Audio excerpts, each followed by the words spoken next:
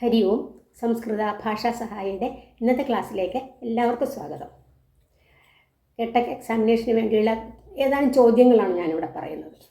നോക്കിക്കോളൂ. പഞ്ചേന്ദ്രിയാണി കാനി. പഞ്ചേന്ദ്രിയങ്ങൾ, 5 ഇന്ദ്രിയങ്ങളുണ്ട്. പഞ്ചാന്ന് 5 അറിയാം അല്ലേ? പഞ്ചേന്ദ്രിയങ്ങൾ, 5 ഇന്ദ്രിയങ്ങൾ ഏതൊക്കെയാണ്? ശ്രോത്ര, ത്വക്, ചക്ഷു, രസന, നാസിക. ശ്രോത്രം എന്ന് പറഞ്ഞാൽ എന്താ? ശ്രോത്രം ചെവി അല്ലേ? ത്വക്ക് സ്കിൻ, തൊലി. ചക്ഷു കണ്ണ്. രസന നാക്ക്. നാസിക മൂക്ക്. ഇത്രയാണ് പഞ്ചേന്ദ്രിയങ്ങൾ.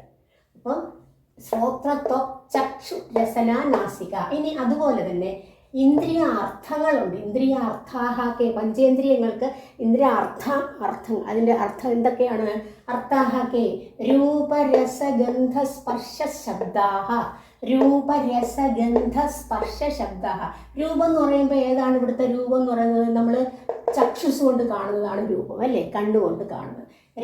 രസം അറിയുന്നത് എങ്ങനെയാണ്? നാവിലൂടെയല്ലേ രസന. ഇനി ഗന്ധം എന്തോന്നാണ്? നാസിക. സ്പർശം ത്വക്ക്. ശബ്ദം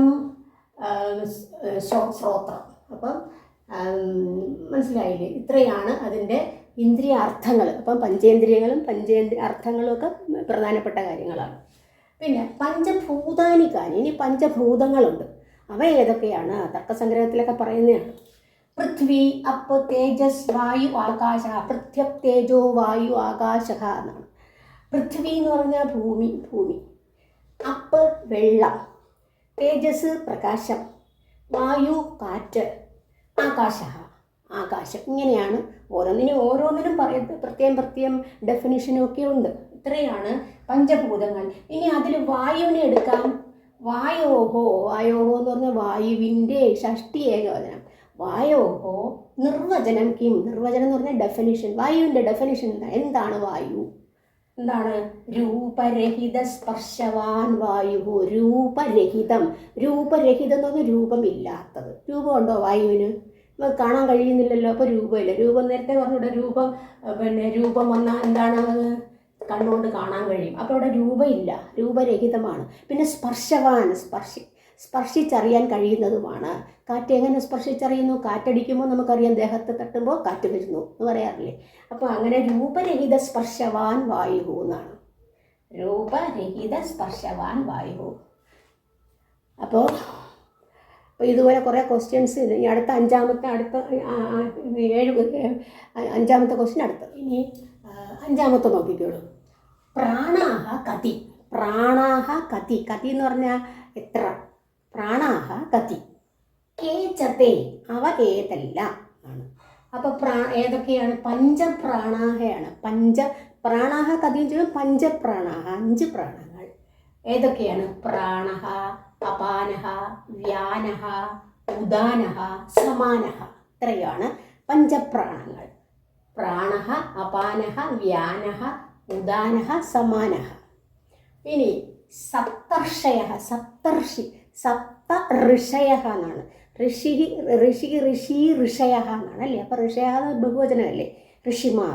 സപ്തർഷയ 7 ഋഷിമാരുണ്ടല്ലോ, അവരെ ഒന്നിച്ച് പറയുന്നതാണ് സപ്തർഷയ. സപ്തഋഷയ. കെ അവരാരെല്ലാമാണ്? കശ്യപഃ, അത്രി, ഭരദ്വാജഃ, വിശ്വാമിത്രഃ, ഗൗതമഃ, ജമദഗ്നിഃ, വസിഷ്ഠഃ. അപ്പോൾ ഇതിൽ ഒരാളുടെ പേര് ചോദിക്കുക. വസിഷ്ഠഃ കഃ? വസിഷ്ഠഃ സപ്തർഷി. അപ്പോൾ സപ്തർഷി എന്നാണ് അറിയപ്പെടുന്നത് അല്ലേ? അപ്പോൾ അത്രിഃ, ഭരദ്വാജഃ, വിശ്വാമിത്രഃ, ഗൗതമഃ, ജമദഗ്നിഃ, വസിഷ്ഠഃ. ഇനി A.R. രാജരാജവർമ്മ കേട്ടിട്ടുണ്ടായിരിക്കുമല്ലോ അല്ലേ? A.R. രാജരാജവർമ്മ വിരചിതം സംസ്കൃത വിലാപകാവ്യം കിം?